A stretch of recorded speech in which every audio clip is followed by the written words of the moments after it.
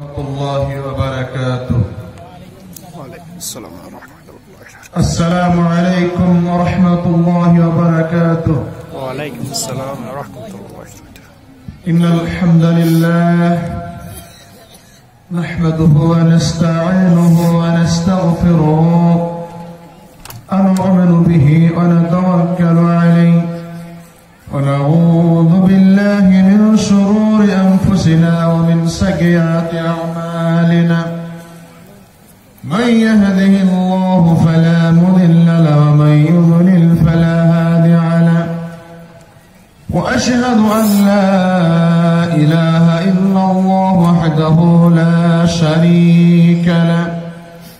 وأشهد أن محمدا عبده ورسوله. أما بعد فإن خير الحديث كتاب الله وشر الأمور محدثاتها وكل محدثة بدعة وكل بدعة ضلالة وكل ضلالة في النار.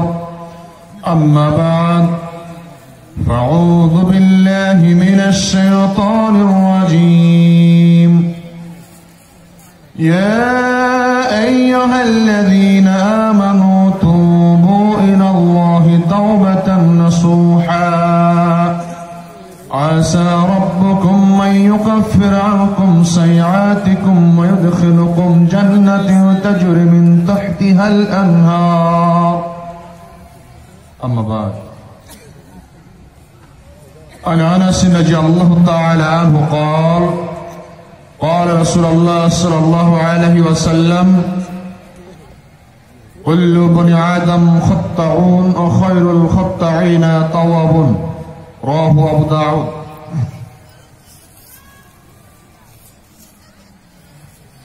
খাপুর এই মাদ্রাসা কর্তৃক আয়োজিত আজকের এই ধর্মীয় জলসায় উপস্থিত সম্মানিত সভাপতি সাহেব, উপস্থিত সম্মানিত ওলামায়ে কেরাম, উপস্থিত সম্মানিত শ্রোতা মণ্ডলী এবং পর্দার আড়ালে মা ও ভগ্নীগণ এবং আমার প্রাণপ্রিয় যুবক ভাইরা, সমস্ত প্রশংসা আল্লাহ রাব্বুল আলামিনের জন্য, যার অশেষ রহমতে আজকে আমরা এখানে উপস্থিত হয়ে দিনের আলোচনা শুনছি। সবাই বলি আলহামদুলিল্লাহ, সবাই বলি আলহামদুলিল্লাহ।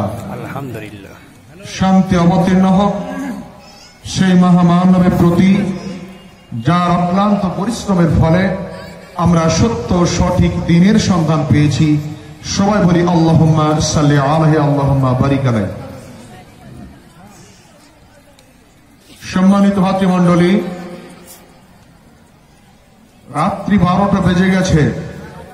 হঠাৎ করে কাল থেকে শীত পড়া শুরু করেছে, একটু বেশি, তাই না?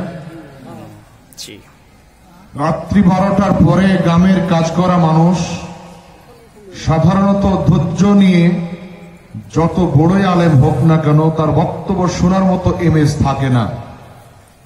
এরপরেও অত্র খাপুর গ্রামের মানুষকে, সামনে উপস্থিত যারা শ্রোতা রয়েছেন, মা বোন রয়েছেন, আমি আপনাদেরকে অনুরোধ করব আপনারা একটু ধৈর্য ধরে আমার বক্তব্যটা শুনবেন।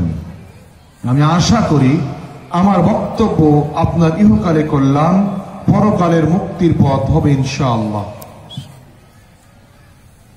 আজকে আপনাদের সামনে আমার বক্তব্যের বিষয় জাহান্নাম থেকে বাঁচার একমাত্র উপায় তওবা। এই তওবার উপরে আমি আপনাদের সামনে সংক্ষিপ্ত বক্তব্য দেব ইনশাআল্লাহুল আজিজ। ওমা তৌফিক ইল্লা বিল্লাহ। মা বোনদেরকে বলছি, আপনারা বাড়িতে যেভাবে ঝগড়া করেন, চেঁচামেচি করেন, কথা বলেন, এইখানে সেইভাবে কথা বলাটা বন্ধ করুন। আমি আবারও বলছি, আপনাদের মুখটা বন্ধ করুন। এইটা একটা দিনের আলোচনার অনুষ্ঠান, এখানে খেল তামাশার জায়গা নয়, ফাজলামি করার জায়গা এটা নয়। খাপুর গ্রামের মানুষকে আমি আরেকটা কথা বলি বক্তব্যের শুরুতে। আমি গাড়ি নিয়ে আসলাম প্রায় 10 মিনিট পুরো রাস্তায় হাজারো নারী হাজারো পুরুষ ওপেন মেলামেশা চলছে রাস্তায়, যেটা আপনাদের জন্য অত্যন্ত দুঃখজনক, যেটা অত্র গ্রামের জন্য অত্যন্ত লজ্জাজনক।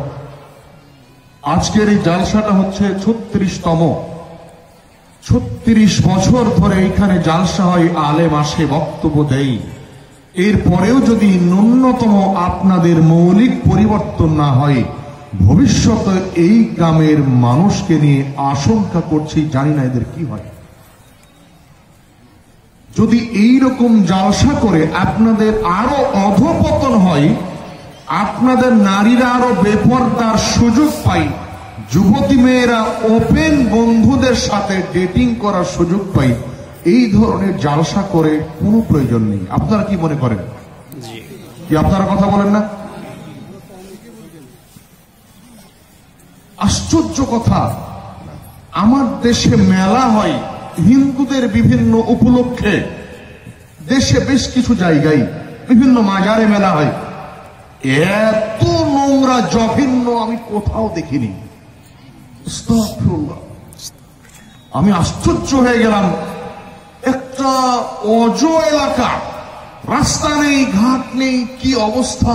এইখানে একটা গ্রামের ভিতরে যদি, আমার সঙ্গে যিনি আসছেন আমাদের এক দিনী ভাই, আপনার পাশের এলাকার মানুষ, উনি বলছেন এইখানে রাস্তাঘাট একেবারেই অনুন্নত, এরপরেও এত মেলার সরঞ্জাম আসলো কি করে?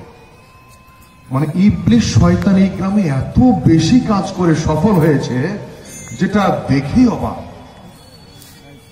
আমার কথাটাকে ভুল বুঝবেন না। যদি এই একটা মাদ্রাসা দিন শিক্ষার প্রতিষ্ঠানকে উন্নতি করতে একটা জালসা করা লাগে, সেই জালসায় যদি দেশে বিদিন সৃষ্টি হয়, এই দিনের জালসা মাদ্রাসার কোনো প্রয়োজন আমি বলে মনে করি না যে নেই, প্রয়োজন আছে, এটা মনে করি না। সম্মানিত ভাতৃমণ্ডলী, বলছিলাম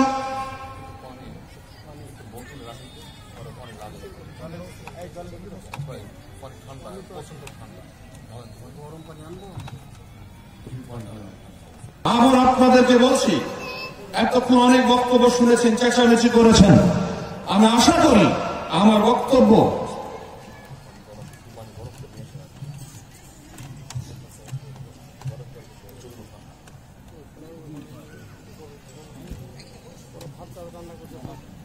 সম্মানিত ভাতৃমণ্ডলী, আল্লাহ রাব্বুল আলামিন এই পৃথিবীতে হাজার হাজার কোটি কোটি লক্ষ লক্ষ কোটি কোটি, কোন গন্তি করা যাবে না, এক কথায় অসংখ্য সৃষ্টিজীবকে তিনি সৃষ্টি করেছেন।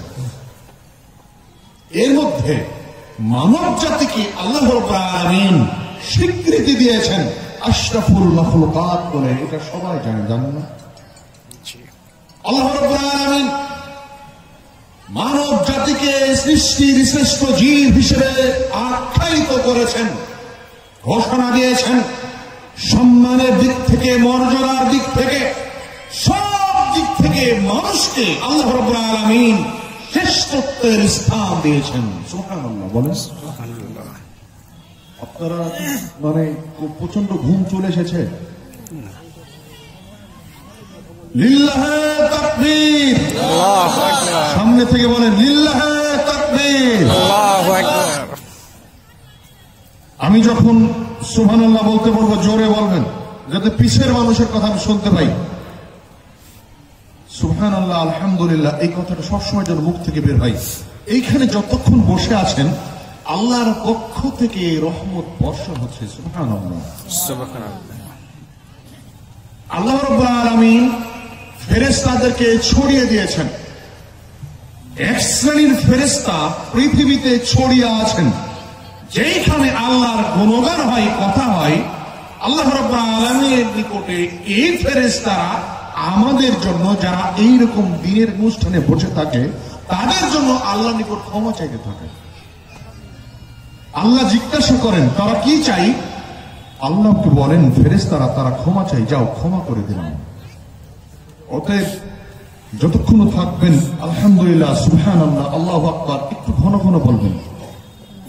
বলছিলাম আল্লাহ রাব্বুল আলামিন এই মানুষকে সৃষ্টির শ্রেষ্ঠ জীব, আশরাফুল মাখলুকাত হিসেবে স্বীকৃতি দিয়েছেন।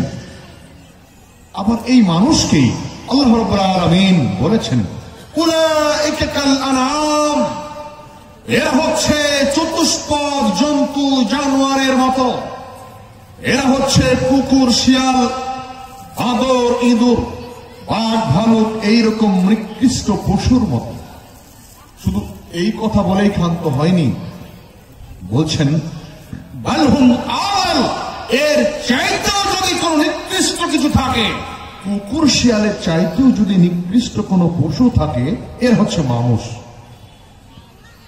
আমি এবার আপনাদেরকে বলতে চাই, যে আল্লাহ নিজে ঘোষণা দিলেন আপনাকে আমাকে সৃষ্টির শ্রেষ্ঠ জীব হিসাবে, সে আল্লাহ আবার আমাকে বলছেন এরা কুকুর শিয়ালের চাইতেও খারাপ। এবার আপনাকে আমাকে বুঝতে হবে আল্লাহ কাকে শ্রেষ্ঠ বললেন আর কাকে কুকুরের মতো বললেন, এর চাইতে নিকৃষ্ট বললেন, একটু জানার দরকার। আল্লাহ রাব্বুল আলামিন আপনাকে আমাকে সম্মান দিয়েছেন, মর্যাদা দিয়েছেন আমার কৃতকর্মের উপরে, আমার ভালো কাজের উপরে। আল্লাহ রাব্বুল আলামিন আপনাকে আমাকে নিচে নামিয়েছেন, আপনাকে আমাকে কুকুর শিয়ালের মতো বলেছেন, এর চাইতে খারাপ বলেছেন আমার অপকর্ম, কুকর্ম, আমার অন্যায় কাজের কারণে। যখন আমি ভালো কাজ করি তখন আমার মর্যাদা, শ্রেষ্ঠত্ব সবার উপরে।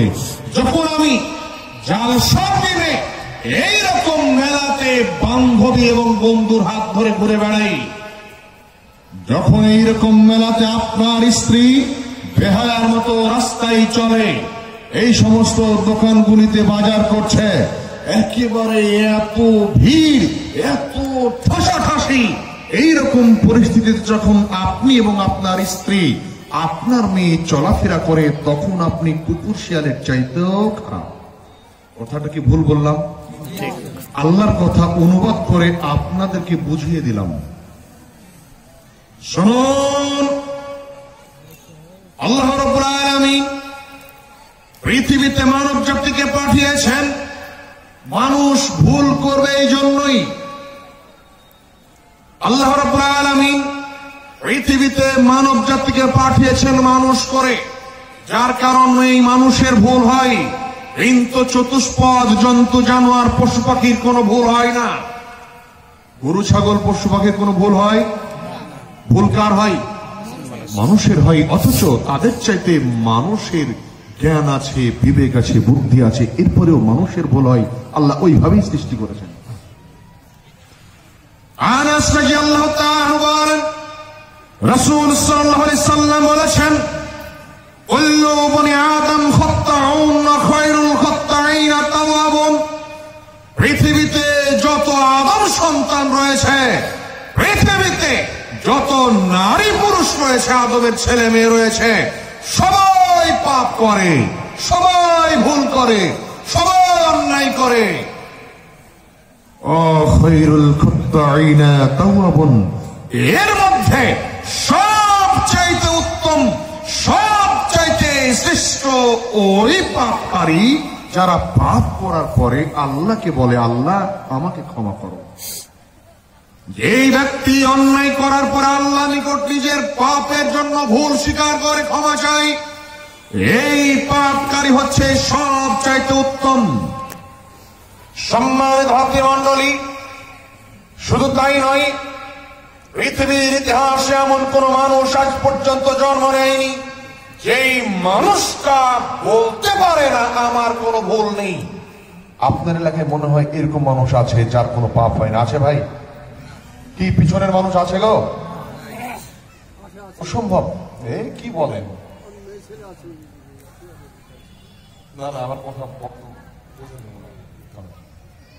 বলছিলাম, অত্র অঞ্চলে একটা মানুষ দেখাতে পারবেন যে মানুষ বলতে পারে আমার কোনো ভুল হয় না? অসম্ভব, হতেই পারে না।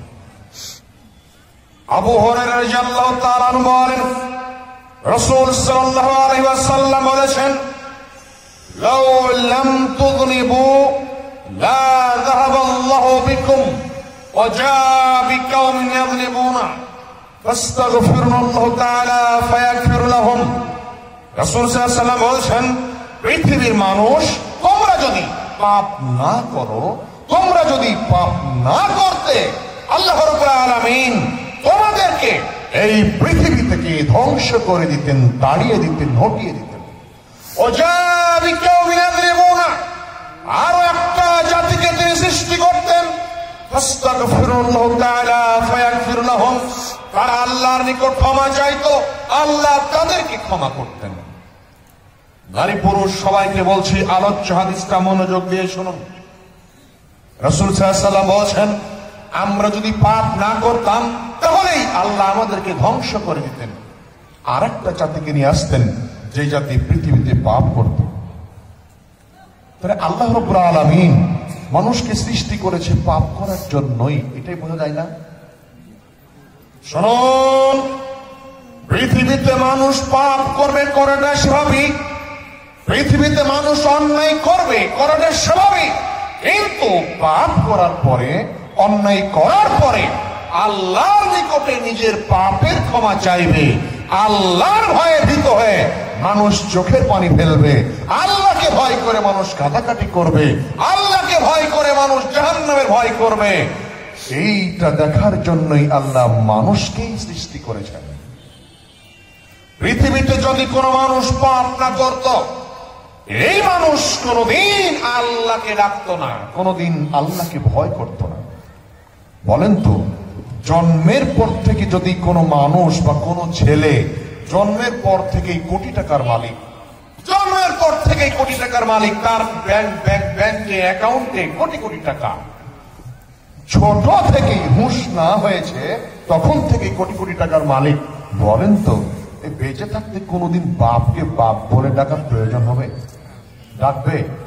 বর্তমান সমাজের যা পরিস্থিতি, ছেলে পেলে বাপকে বাপ বলে ডাকে কখন? যখন টাকা লাগে তখন, তাই না ভাই? টাকা না লাগতো বাপকে প্রয়োজন ছিল, আরে তোমার মতো তুমি চলো, আমি আমার মতো, বলে না ভাই? বলবে না? এই কথাই মনে করুন, আল্লাহ রাব্বুল আলামিন পৃথিবীতে মানুষকে সৃষ্টি করেছেন মানুষ পাপ করবে এই জন্য, এই কারণে যে মানুষ পাপ করে মানুষ আমাকে ভয় করবে, আমার জাহান্নামকে ভয় করে আমার নিকট কাঁদাকাটি করবে, আমার নিকট ক্ষমা চাইবে, আমার নিকট ছোট হবে, আমার ভয়ে ভীত হবে। এইটা দেখার জন্যই আল্লাহ মানুষকে সৃষ্টি করেছেন। শুনুন, যদি কোন মানুষ আল্লাহর নিকট পাপের ক্ষমা না চাই, যদি কোন মানুষ আল্লাহর নিকট নিজের ভুল স্বীকার না করে, যদি কোন মানুষ আল্লাহর নিকটে নিজের অন্যায়ের জন্য, পাপের জন্য ছোট না হয়, আল্লাহর নিকটে যদি কাঁদাকাটি না করে, আল্লাহ ওই মানুষকে কোনোদিন ক্ষমা করবে না। যার কারণ আল্লাহ ক্ষমা করার জন্যই মানুষকে সৃষ্টি করেছেন, মানুষ আল্লাহর নিকটে পাপের ক্ষমা চাইবে, এইটা দেখার জন্যই আল্লাহ সৃষ্টি করেছেন। যদি এটাই না হয় তো ক্ষমা হবে কি করে? আর একটা বিষয় লক্ষ্য করুন, আমরা তো একজন সাধারণ মানুষ, আমরা প্রতিদিন পাপ করি, পাপের কোনো শেষ নাই। অথচ আমাদের নবী, শ্রেষ্ঠ নবী মুহাম্মদ সাল্লাল্লাহু আলাইহি সাল্লাম, জোরে বলতে হবে সাল্লাল্লাহু আলাইহি সাল্লাম, আমি বলেছি রাসূলের নামের সাথে আপনারা এইসব বিষয়ে ইন্ডিয়ার মানুষ, মালদা মুর্শিদাবাদের মানুষ অনেক পিছিয়ে। 36 বছর ধরে জালসা শুনে যদি এতটুকু না শোনেন, এতটুকু না শিখে রাসূল সাল্লাল্লাহু আলাইহি সাল্লামের নাম শোনার সাথে সাথে সাল্লাল্লাহু আলাইহি সাল্লাম বলতে হয়, তাহলে পরে আপনাদের ভবিষ্যৎ কি হবে একটু ভাবার বিষয়। বলেন সাল্লাল্লাহু আলাইহি ওয়াসাল্লাম। আমাদের নবী মুহাম্মদ সাল্লাল্লাহু আলাইহি সাল্লাম পৃথিবীর শ্রেষ্ঠ মানুষ, পৃথিবীর ইতিহাসে এত বড় মর্যাদাবান, এত বড় সম্মানী মানুষের মধ্যে সর্বশ্রেষ্ঠ একজন ব্যক্তি, এত বড় সম্মানী আর কেউ আসেনি, কিয়ামত পর্যন্ত কেউ আসবে না। ইনশাআল্লাহ আসবে? এসেছে কেউ? অথচ আমাদের নবী মুহাম্মদ সাল্লাল্লাহু আলাইহি ওয়াসাল্লাম বলছেন, সহিহ বুখারী হাদিস, পৃথিবীর মানুষ তোমরা আল্লাহর নিকটে তওবা করো, কারণ আমি প্রতিদিন আল্লাহর নিকটে 70 বারের অধিক তওবা করি, ক্ষমা চাই। আফগান মুজানি রাদিয়াল্লাহু তাআলা বলেন রাসূল সাল্লাল্লাহু আলাইহি ওয়াসাল্লাম বলেছেন তুবু ইলাল্লাহ ফান্নি আতুবু ইলাইহি ফি ইয়াউমিন নিয়াতিন মাররাতিন। রাসূল সাল্লাল্লাহু আলাইহি ওয়াসাল্লাম বলেছেন আল্লাহর নিকটে তওবা করো, কারণ আমি প্রতিদিন আল্লাহর নিকটে 100 বার তওবা করি, ক্ষমা চাই। কতবার বললাম ভাই? 100 বার। কে বললেন? রাসূল সাল্লাল্লাহু আলাইহি ওয়াসাল্লাম। শুনুন, যে নবী মুহাম্মদ সাল্লাল্লাহু আলাইহি ওয়াসাল্লাম পূর্বের এবং পরের সমস্ত পাপকে আল্লাহ ক্ষমা করে দিয়েছেন, যেই রাসূল সাল্লাল্লাহু আলাইহি ওয়াসাল্লাম পৃথিবীতে বেঁচে থাকা অবস্থায় জান্নাতে যাবেন এ কথা জেনেছেন, পৃথিবীতে বেঁচে থাকা অবস্থায় জান্নাত নিজে চোখে দেখেছেন, পৃথিবীতে বেঁচে থাকা অবস্থায় জান্নাতের কোন জায়গায় থাকবেন সেটাও দেখেছেন। এরপরেও যদি তিনি আল্লাহর নিকটে 100 বার প্রতিদিন ক্ষমা চাই, তওবা করে, আপনি আমি পাপী বান্দা, পাপী মানুষ, এত পচা ব্যক্তি হওয়ার পরেও আপনাকে আমাকে কতবার ক্ষমা চাইতে হবে একটু ভাবার বিষয়। অথচ আমরা কেউ ক্ষমা চাই না, কেউ তওবা করি না। এবার আপনি বলবেন হয়তোবা মৌলানা সাহেব আমরা তো সেরকম, আমি তো পাপ টাপ করি না, ক্ষমা বা চাইবো কেন, তওবা বা করবো কেন? আল্লাহ রাব্বুল আলামিন আপনাকে আমাকে পৃথিবীতে পাঠিয়েছেন পাপ করার জন্যই, পাপ করবই, কিন্তু এইটা তো সমস্যা নয়। সমস্যা হলো পাপ করার পরে আমরা আল্লাহর নিকটে কখনোই তওবা করি না।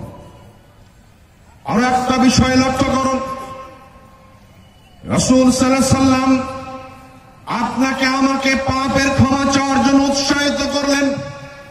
আর একটা বিষয় লক্ষ্য করুন, হাদিসে কুদসি রাসূল সাল্লাল্লাহু আলাইহি ওয়াসাল্লাম বলেছেন, আল্লাহ তাআলা বলেন ইয়া ইবাদি আন্নাকুম তুখতিউনা বিল লাইলি ওয়ান নাহার ওয়া আনা আগফিরু যুনুবা জামিআ।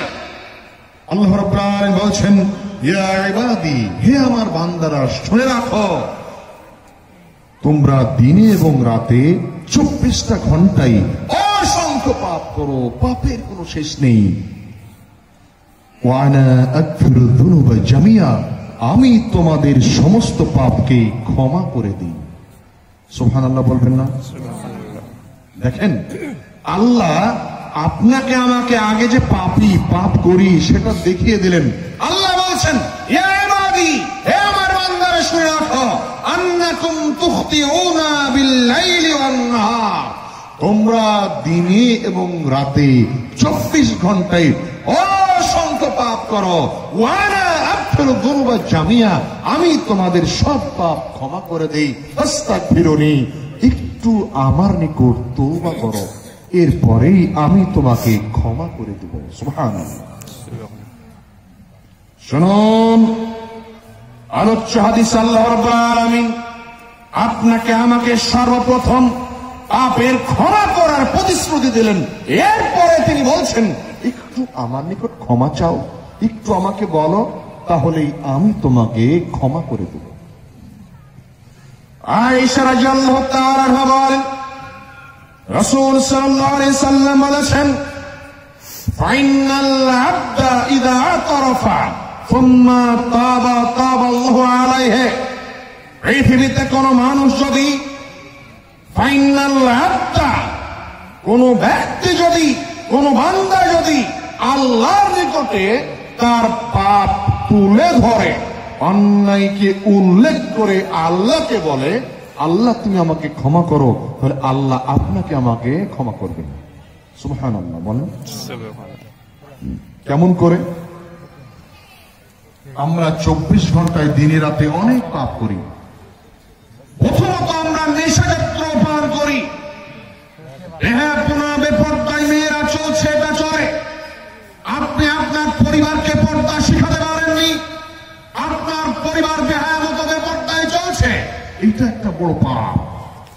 আপনি আল্লাহকে বলেন আল্লাহ আমার বয়স আজকে 40-50, আমি এতদিন ধরে বিড়ি খেয়েছি, আল্লাহ তুমি আমাকে ক্ষমা করো, আমি আর বিড়ি খাবো না। এই কথাই বলছেন রাসূল সাল্লাল্লাহু আলাইহি ওয়াসাল্লাম। তোমার বয়স 50, 60, 70, 80, 40, আমি এতদিন পর্যন্ত সিগারেট খেয়েছি, আমি গুল খেয়েছি, জর্দা খেয়েছি, আল্লাহ আমি হাতে খৈনি ঘষে খৈনি খাই, আল্লাহ আমি তোমাকে কথা দিচ্ছি, তওবা করছি, আমি অনেক অন্যায় করেছি, আমি এই কাজ আর করব না। এই কথাই বলছেন রাসূল সাল্লাল্লাহু আলাইহি ওয়াসাল্লাম, ফাইনাল আবদা ইযা তারাফা সুম্মা তাবা তাবাল্লাহু আলাইহি। কোন ব্যক্তি যদি আল্লাহর নিকটে পাপ উল্লেখ করে ক্ষমা চাই, আল্লাহ বলছেন, রাসূল সাল্লাল্লাহু আলাইহি ওয়াসাল্লাম বলছেন, আল্লাহ রাব্বুল আলামিন তাকে ক্ষমা করে দিবেন। সুবহানাল্লাহ। শুনুন, কথা প্রসঙ্গে চলে আসলো। বর্তমান সময়ে মানুষ একাধিক পাপ করে, অসংখ্য পাপ করে, কিন্তু সেই পাপগুলিকে মানুষ পাপ মনে করে না। কেনই বা ক্ষমা চাইবেন? পাপ তো করি না। কিন্তু এবার আপনাকে বলি, এইখানে সন্ধ্যা থেকে নিয়ে এ পর্যন্ত যত মানুষ ছিলেন, এখন যারা আছেন, বলেন তো অর্ধেকের বেশি মানুষের পকেট থেকে বিড়ির প্যাকেট পাওয়া যাবে না? যেত না? কি ভাই কথা বলেন? না হলে সিগারেট পাওয়া যেত না? বেশিরভাগ মানুষের মুরব্বীদের পকেট থেকে খৈনির কোটা পাওয়া যাবে না ভাই? জর্দার প্যাকেট পাওয়া যাবে না? পান খেতে খেতে এসেছেন, জর্দা দিয়ে আবার খেতে খেতে যাবেন, বসে থেকে অনেকে হয়তো খৈনি ঘষছেন, আছেন এরকম মানুষ? এটা কাবিরা গুনাহ, অনেক বড় পাপ। আপনি এখানে বসে থেকে করছেন, কিছু মনেই করছেন না যে এটা পাপ, অথচ রাসূল সাল্লাল্লাহু আলাইহি ওয়াসাল্লাম বলছেন, ইবনে উমর রাদিয়াল্লাহু তাআলা আনহু বলেন, কুল্লু মুসকিরিন খামর ওয়া কুল্লু খামরিন হারাম। পৃথিবীতে যত নেশাজাত দ্রব্য রয়েছে, পৃথিবীতে যত নেশা বস্তু রয়েছে, সব হচ্ছে মদ। পৃথিবীতে যত মদ রয়েছে, সব হচ্ছে হারাম। সম্মানিত ভাতৃমণ্ডলী, রেড়ি, তামাক, জর্দা, গুল, সিগারেট, খৈনি, ইয়াবা, ফেনসিডিল, গাঁজা, মদ, তাড়ি, চুয়ানি, যত রকমের নিষেধাজ্ঞা দ্রব্য পৃথিবীতে রয়েছে, সব হচ্ছে মদ। যত মদ পৃথিবীতে রয়েছে, সব হচ্ছে হারাম, নাজায়েজ। অথচ আপনি এখানে বসে থেকে মদ খান, আপনি এখানে বসে থেকে বেড়ি খান, আপনি এখানে বসে থেকে গাঁজা খান, আপনি এখানে বসে থেকে খৈনি ঘষেন। এটা কি করে সম্ভব? অবশ্যই আমি আপনাকে বলছি, অত্র গ্রামের মানুষকে বলছি, আল্লাহর নিকটে এই পাপের ক্ষমা না চেয়ে যদি মারা যান, আল্লাহ আপনাকে ক্ষমা করবেন না। রাসূল সাল্লাল্লাহু আলাইহি ওয়াসাল্লাম বলছেন, লা ইয়াদখুলুল জান্নাতা আবাদা সালাসাতু, লা ইয়াদখুলুল জান্নাতা আবাদা সালাসাতু ক্বাদ হারামা আলাইহিল জান্নাহ। 3 শ্রেণীর মানুষের জন্য জান্নাত হারাম। 3 শ্রেণীর মানুষ কোনদিন জান্নাতে যাবে না। তার মধ্যে এক শ্রেণী হচ্ছে মুদমিনুল খামর, যারা নেশাজাত দ্রব্য পান করে। এরা কোনদিন জান্নাতে যাবে না, এরা জান্নাত এদের জন্য হারাম। ভাই আপনাকে বলছি, আপনার এই সমস্ত নেশাজাত দ্রব্য পান করার কারণে আল্লাহ রাব্বুল আলামিন আপনার জন্য জান্নাতকে হারাম করে দিয়েছেন। একটু নিজেকে সংশোধন করুন, আল্লাহর নিকটে তওবা করুন, না হলে এখানে যত বেড়িখোর আছেন, যতই খৈনিখোর, জর্দাখোর, যতই গুলখোর বসে আছেন, এখানে কেউ আল্লাহর নিকট ক্ষমা পাবেন না মরে যাওয়ার পরে। অতএব এখনই বেঁচে থাকতেই আল্লাহর নিকট তওবা করুন। একটা দোয়া, আস্তাগফিরুল্লাহাল্লাযী লা ইলাহা ইল্লা হুয়াল হাইয়ুল কাইয়্যুম ওয়া আতুবু ইলাইহি। বলেন তো এই দোয়াটা আজকে সকাল থেকে সন্ধ্যা পর্যন্ত বা এই পর্যন্ত কয়জন পড়েছেন? 50 বারে অধিক। হাত তোলেন তো। 50-এর অধিক। একজন? আর কেউ আছেন? 2 জন। 50-এর অধিক এই দোয়াটা 3 জন। হাত টানেন দেখি একটু, শিখার জন্য বলছি। শিখতে আসেননি কি ভাই? এখানে কি শিখতে এসেছেন, আমাকে দেখতে এসেছেন?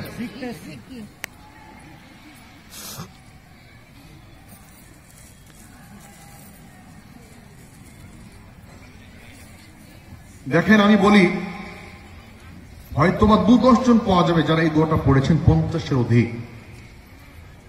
কিছু লোক পাওয়া যাবে যারা 2-1 বার পড়েছেন। অধিকাংশ মানুষ এই দোয়াটা পড়েই। বলেন তো এইখানে পাপকারীর সংখ্যা বেশি না কম? সবাই কোনো পাপ করে।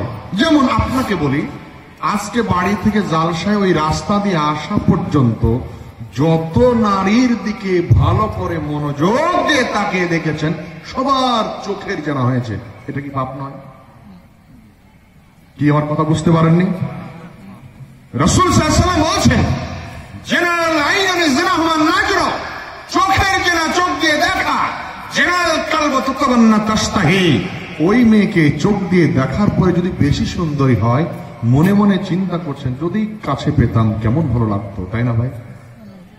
এটা হচ্ছে অন্তরের জেনা। এবার আজকের এই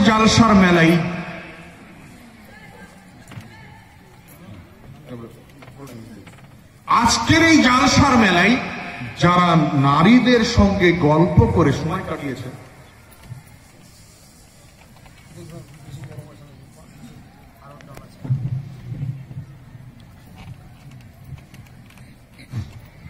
যারা নারীদের সাথে গল্প করেছেন, হেঁটে হেঁটে চলেছেন, রাসূল সাল্লাল্লাহু আলাইহি ওয়াসাল্লাম বলছেন, জেনা ওয়াইজলা ইয়ামশি, এটা হচ্ছে পায়ের জেনা, পা দিয়ে চলা। রাসূল সাল্লাল্লাহু আলাইহি ওয়াসাল্লাম বলছেন, জেনাল ইয়াদানে জেনাহুমাল বাতশ, হাতের জেনা হাত দিয়ে ধরা। একটা ছেলে একটা মেয়েকে দেখলাম, মেয়েটার হাত ধরে ধরে রাস্তায় চলছে, ও আপন ভাই বোন কোনোদিনই যাবে না। একাধিক মেয়ে এইভাবে একজনের হাত ধরে রাস্তায় চলছে, এটা হচ্ছে হাতের জেনা। বলছিলাম এগুলি সব পাপ। এই জন্য আপনাকে আল্লাহর নিকটে ক্ষমা চাইতে হবে, তওবা করতে হবে। আল্লাহ, আমি খানপুরে জালসায় এই মেলায় যে অপরাধ করেছি, আল্লাহ তুমি আমাকে ক্ষমা করো, বেঁচে থাকা পর্যন্ত জালসায় আমি পা দেবো না। এই দোয়া করা যায় না? এই তওবা করা যায় না ভাই? যদি জালসায় যে পাপ তৈরি হয়, ওই জালসায় যাওয়ার দরকার আছে? অনুরোধ করে বলছি, আগামী বছর যে জালসা করেন, যদি মানুষের মতো যদি ব্রেন বুদ্ধি শক্তি থাকে, পুরুষের মতো যদি শক্তি থাকে, তাহলে জালসা করবেন, এই মেলাকে বসতে দিবেন না, উচ্ছেদ করবেন। অসম্ভব। গ্রামের মানুষ যদি মেলা বসতে না দেয়, ওর ক্ষমতা আছে বসে? ওর ক্ষমতা আছে? অসম্ভব। অনেক জায়গায় মেলা বসতে দেয় না, কই কোনো সমস্যা হয় না তো? দেখেন একটা বিষয়, আর একটা বিষয় আপনাকে বলি, এইটা হচ্ছে একটা দিনের অনুষ্ঠান, তাই না ভাই? এইখানে আসলে কি নেকি হবে না পাপ হবে? কোনটা? নেকি হবে। পাপ হবে না, পাপ তো দূরের কথা। এইখানে আসলে নেকি হবে, এমনকি আসলেন চলে গেলেন, এইখানে যে কিছু হবে না তাও নয়, নেকি হবে। যদি এই সমস্ত দোকান আসতে যদি বাধা সৃষ্টি হয়, তাহলে পারে এই সমস্ত মেলাকে বন্ধ করতে হবে, আগে বন্ধ করতে হবে। আপনাদেরকে অনুরোধ করে বলছি, একটু নিজেরা সংশোধন হন। বলছিলাম রাসূল সাল্লাল্লাহু আলাইহি ওয়াসাল্লাম প্রতিদিন এই দোয়াটা 100 বার পড়তেন, আস্তাগফিরুল্লাহাল্লাযী। মা বোনদেরকে বলছি, মনে করে নেবেন, আস্তাগফিরুল্লাহাল্লাযী লা ইলাহা ইল্লা হুয়াল হাইয়ুল কাইয়্যুম ওয়া আতুবু ইলাইহি। আমার সাথে একটু জোরে জোরে বলেন, শিখে নেন। আজকে কিছু শেখার দরকার নেই, অন্তত বেঁচে থাকা পর্যন্ত যদি এই দোয়াটা নিয়মিত করেন, তাহলে আপনার জন্য যথেষ্ট। আর কিছু শেখা লাগবে না। মা বোন, আপনাদেরকে বলছি, একটু আস্তে আস্তে বলেন, মুখস্থ করে নেন। বলেন আস্তাগফিরুল্লাহাল্লাযী। আপনারা জোরে বলেন আস্তাগফিরুল্লাহাল্লাযী। মানে ঘুম এতই টেনে ধরেছে যে কথা মুখ দিয়ে বেরোচ্ছে না, তাই না ভাই? ঘরেটা স্বাভাবিক, রাত্রি 12 পার হয়ে গেছে, তো জোর করছি না। আমি বলছি একটু জোরে বলেন, ঘুমটাও ছোট এবং দোয়াটাও শিখে নেন। আল্লাহ যেন আপনাদের এই দোয়াটা প্রতিদিন বলার মতো তৌফিক দান করেন, আল্লাহ যেন কবুল করেন। বলেন আমিন। বলেন আস্তাগফিরুল্লাহাল্লাযী লা ইলাহা ইল্লা হুয়াল হাইয়ুল কাইয়্যুম ওয়া আতুবু ইলাইহি। আস্তাগফিরুল্লাহাল্লাযী লা ইলাহা ইল্লা হুয়াল হাইয়ুল কাইয়্যুম ওয়া আতুবু ইলাইহি। এই দোয়াটা আপনারা শিখার চেষ্টা করেন, সবাই শিখবেন। কেউ বলবেন না যে আমি জানি না, যারা জানি না বলছেন সবাই শিখে নেবেন। অধিকাংশ মানুষ হয়তো দোয়াটা জানেন না, কালকে মাদ্রাসায় এসে মৌলানার কাছ থেকে লিখে নেবেন, আরবি উচ্চারণ করে বাংলাতে লিখে নেবেন, নিয়ে দোয়াটা মুখস্থ করবেন। মা বোন, আপনাদেরকে বলছি, আপনারাও এই দোয়াটা প্রতিদিন পড়বেন। যদি এটা না করেন, তাহলে আপনার আমার মধ্যে আর পশুর মধ্যে কোনো পার্থক্য নেই। কারণ পশুর কোনো ক্ষমা চাওয়া লাগে না, পশুর কোনো তওবা নেই, পশুর কোনো দোয়া নেই, কিন্তু আপনার আমার দোয়া আছে, তওবা আছে, ক্ষমা চাওয়ার প্রয়োজন আছে। অতএব আপনাকে আমাকে এটা নিয়মিত করতে হবে। কি আমরা পড়বো তো ইনশাআল্লাহ? আল্লাহ যেন কবুল করে। সম্মানিত ভাতৃমণ্ডলী, বলছিলাম রাসূল সাল্লাল্লাহু আলাইহি ওয়াসাল্লাম আপনাকে আমাকে নিয়মিত তওবা করতে বলেছেন। আবু মুসা আশআরী রাদিয়াল্লাহু তাআলা আনহু বলেন, রাসূল সাল্লাল্লাহু আলাইহি ওয়াসাল্লাম বলেছেন, ইন্নাল্লাহ তাআলা ইয়াবসুতু ইয়াদাহু বিল-লাইল লিয়াতুবা মুসিয়ান নাহার ওয়া ইয়াবসুতু ইয়াদাহু বিন-নাহার মুসিয়াল লাইল হাত্তা তাতলুআ আশ-শামসু মিনাল মাগরিবিহা। রাসূল সাল্লাল্লাহু আলাইহি ওয়াসাল্লাম বলেছেন, আল্লাহ রাব্বুল আলামিন প্রতিদিন প্রতি রাত নিজের দুই হাতকে প্রসারিত করে দিয়ে রাখেন। প্রতিদিন এবং প্রতি রাত নিজের দুই হাতকে প্রসারিত করে দিয়ে রাখেন। যারা রাতে পাপ করবে দিনে ক্ষমা চাইবে তাই, যারা দিনে পাপ করবে রাত্রে ক্ষমা চাইবে তাই। আল্লাহ সর্বদা সব সময় নিজের দুই হাতকে প্রসারিত করে দিয়ে রাখেন। আল্লাহ রাব্বুল আলামিন প্রতিদিন দিনের বেলায় রাতের বেলায় নিজের দুই হাতকে প্রসারিত করে দিয়ে রাখেন। আমার বান্দার আমার নিকট ক্ষমা চাইবে, আল্লাহ আমাদেরকে ক্ষমা করবেন, এই জন্য সর্বদা প্রস্তুত রয়েছেন। অথচ আপনি আমি প্রতিদিন বিড়ি খাই, সিগারেট খাই, গুল খাই, জর্দা খাই, সব করি, নামাজ আদায় তো কেউ করি না অধিকাংশ মানুষ। শুধু তাই নয়, আরেকটা হাদিস বলি, সেই বুখারীর হাদিস। আবু হুরায়রা রাদিয়াল্লাহু তাআলা আনহু বলেন, রাসূল সাল্লাল্লাহু আলাইহি ওয়াসাল্লাম বলেছেন, মা আসফালা মিনাল কা'বাইনি মিনাল ইজারি ফিন-নার। কোন ব্যক্তি যদি তার প্যান্ট পায়জামাকে পোশাককে টাকনুর নিচে ঝুলিয়ে পড়ে, ওই ব্যক্তি জাহান্নামে। লা ইয়ানজুরুল্লাহু ইয়াওমাল কিয়ামা ইলা মান জাররা ইজারাহু বাতারান। রাসূল সাল্লাল্লাহু আলাইহি ওয়াসাল্লাম বলেছেন, যারা পায়ের গিটের নিচে প্যান্টকে পায়জামাকে ঝুলিয়ে পড়বে পুরুষ মানুষ, রাসূল সাল্লাল্লাহু আলাইহি ওয়াসাল্লাম বলছেন আল্লাহ রাব্বুল আলামিন এই ব্যক্তির দিকে কিয়ামতের মাঠে তাকিয়ে দেখবেন না। এবং শুধু তাই নয়, যে সমস্ত নারী, যে সমস্ত মহিলা, যে সমস্ত মেয়ে নিজের পায়ের গিটের ওপরে পায়জামা পড়ছে এখন, এরাও একই অপরাধী, এরা হচ্ছে জাহান্নামী। যে সমস্ত মানুষ পায়ের গিটের নিচে প্যান্ট পরে, যে সমস্ত মেয়ে মানুষ, যে সমস্ত মেয়ে পায়ের গিটের ওপরে পায়জামা পরে, এরাও জাহান্নামী। এমনকি রাসূল সাল্লাল্লাহু আলাইহি ওয়াসাল্লাম বলছেন আল্লাহ রাব্বুল আলামিন কিয়ামতের মাঠে এদের দিকে তাকিয়ে দেখবেন। বলেন এইরকম লোকের পরিমাণ এইখানে কম না বেশি? বেশি। ক্ষমাচর লোকের পরিমাণ কম না বেশি? দেখলেন কম। অথচ এটা এত বড় অপরাধ, জিনা করা এত বড় অপরাধ হওয়া সত্ত্বেও সরাসরি জাহান্নামী, এ কথা রাসূল সাল্লাল্লাহু আলাইহি ওয়াসাল্লাম বলেনি।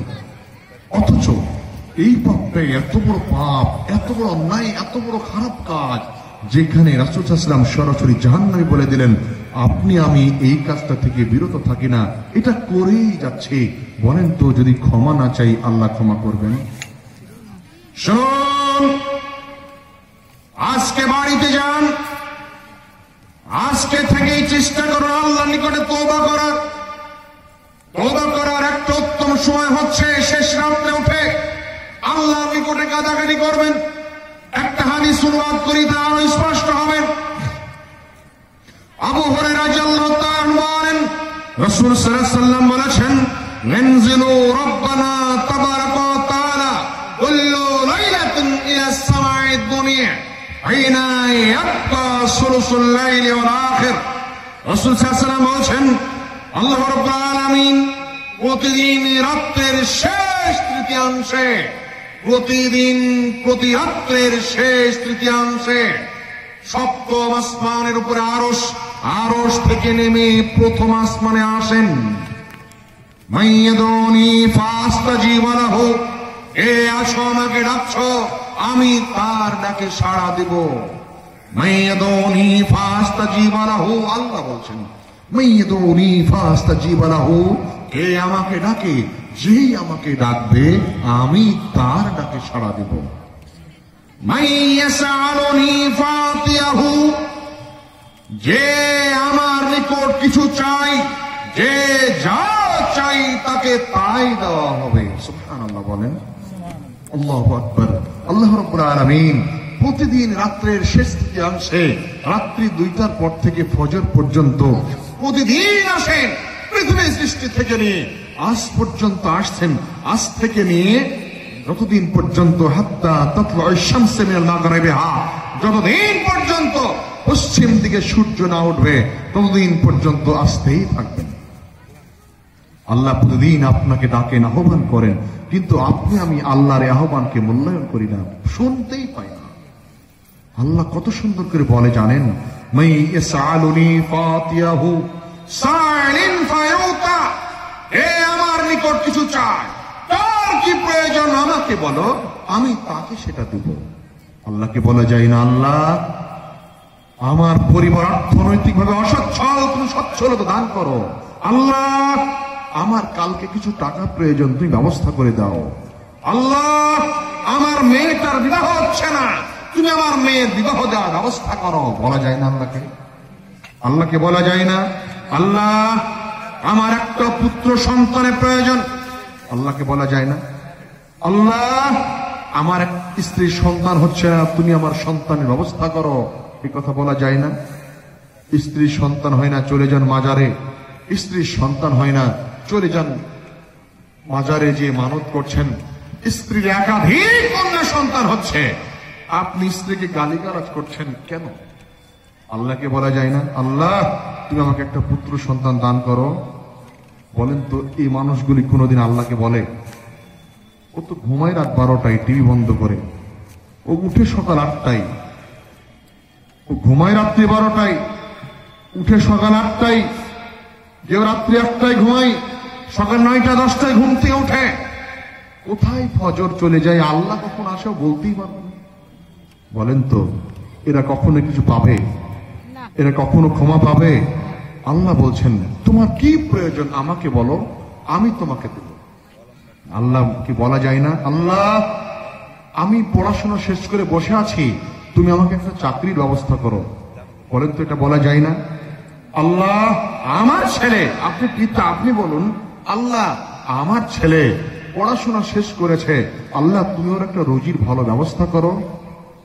নেতার পিছনে টাকা নিয়ে ঘুরেন, বলেন তো চাকরি নেতা দিবে না আল্লাহ দিবে? কি কথা বলেন না কেন?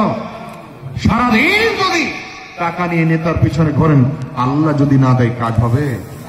কোনো কাজ হবে না। শুনুন, আল্লাহ নিকটে চাঁদাকাটি করো, আল্লাহকে বলো, আল্লাহ নিকট চান, আল্লাহ আপনাকে দেবেন। তিরমিজি হাদিস, রাসূল সাল্লাল্লাহু আলাইহি ওয়াসাল্লাম বলেছেন, লা ইয়াসআলু আহাদুকুম হাযা তাহুকুল্লাহ হাত্তা শিসাউনা আলাইহি ইদান কাতা। রাসূল সাল্লাল্লাহু আলাইহি ওয়াসাল্লাম বলেছেন, তোমাদের মধ্যে কোন ব্যক্তি যদি আল্লাহর নিকটে কিছু চায়, সেই যেন তার জীবনের সব কিছু চায়। কেমন? রাসূল সাল্লাল্লাহু আলাইহি ওয়াসাল্লাম বলছেন, হাত্তা শিসাউনা আলাইহি ইদান কাতা, এমন কি তার যদি পায়ের জুতার ফিতাটা ছিঁড়ে যায়, স্যান্ডেলের বাঁধ ছিঁড়ে যায়। কি বলেন আপনারা ভাই? এই যে পঞ্চের স্যান্ডেল গুলো বাঁধ বলেন না, আমরা ফিতা বলি, আপনারা বলেন বাঁধ, ওই জন্য বলছি, শুনেছিলাম ফিতা চলছে। যাই হোক, রাসূল সাল্লাল্লাহু আলাইহি ওয়াসাল্লাম বলছেন, শিসাউনা আলাইহি ইদান কাতা, যদি পায়ের জুতা স্যান্ডেলের ফিতা ছিঁড়ে যায়, আল্লাহকে বলো, আল্লাহ আমার স্যান্ডেলের ফিতা ছিঁড়েছে, তুমি আমাকে দেওয়ার ব্যবস্থা করো। চিন্তা করেছেন? অথচ স্ত্রীর সন্তান হয় না, শুধু মেয়ে হয়, পুরুষ হয় না, বাচ্চা মানে ওই পুত্র সন্তান হয় না, আল্লাহকে বলতে পারেন না? আপনি স্ত্রীর উপর রাগারাগি করেন কেন? সন্তান দেওয়ার মানে কি স্ত্রী? আশ্চর্য কথা, জীবনে আপনি আল্লাহকে বলেননি, আল্লাহ আপনাকে কন্যা সন্তান দিয়ে পরীক্ষা করছে, এটা আপনি বুঝতে পারেন না? আল্লাহকে বলা যায় না, আল্লাহ কালকে আমার 5,000 টাকা প্রয়োজন, তুই ব্যবস্থা করো। দেখেন খুলুসিয়াতের সাথে রাত্রে উঠে একটু আল্লাহকে বলে দেখেন, আপনাকে আল্লাহ কিভাবে ব্যবস্থা করে দিবে বুঝতেই পারবেন। আর একটা বিষয় লক্ষ্য করুন, আপনার প্রয়োজনীয় যা রয়েছে, মানুষের একটা জামা দেখেছেন, ভালো সুন্দর জামা, আপনি এবার আল্লাহকে বলেন, আল্লাহ আমার একটা সুন্দর জামা নাই, তুমি আমার একটা জামার ব্যবস্থা করো। বলেন তো আল্লাহ আপনাকে সৃষ্টি করেছেন, আপনাকে আল্লাহ অক্সিজেন দিচ্ছেন, আপনাকে আল্লাহ আলো দিচ্ছেন, আপনাকে আল্লাহ বাতাস দিয়ে আপনাকে ঠান্ডা রাখছেন, এত কিছু দিচ্ছেন, আপনার এই সামান্য একটা জামার ক টাকা দাম দিতে পারে না? বলেন তো একটা কথা, এই যে করোনা ভাইরাস চলছে, মনোযোগ দিনে দিকে আমি শেষ করে দেবো ভাই, আপনার এই যে আপসে কথা বলছেন কেন? বলেন তো করোনা ভাইরাস চলছে, আমার দেশের কথা বলছি, এই যে অক্সিজেনের সিলিন্ডার গুলো এত দাম, অক্সিজেনের অভাবে বহু মানুষ মারা গেছে অক্সিজেনের অভাবে।